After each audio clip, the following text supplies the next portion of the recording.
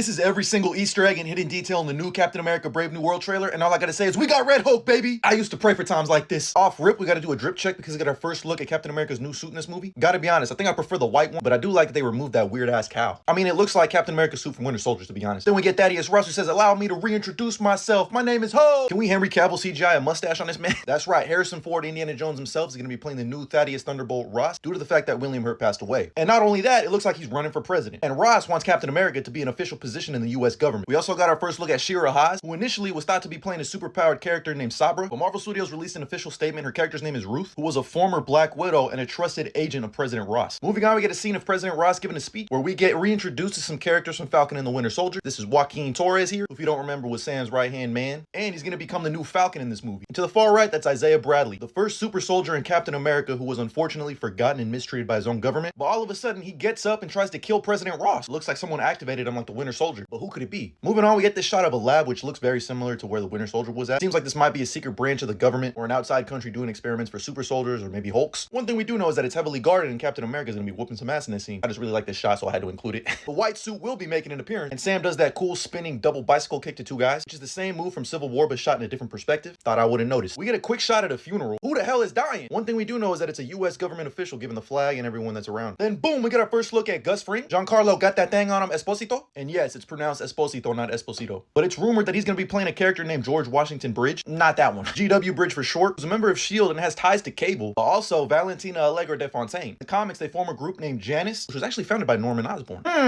Moving on to this shot of President Ross giving a speech at the White House. It looks like we're going to be getting a huge fight scene here, as there's definitely going to be some friction between him and Sam Wilson as he tells him, look, you're not Steve Rogers. What do you mean by that? We get this dope ass shot of him picking up the shield, saying, you know what? I'm not Steve Rogers. He's motherfucking Captain America. And we get this goddamn money shot of his wings with the fucking shield looking over a helicarrier. God damn. Oh, say, can you see?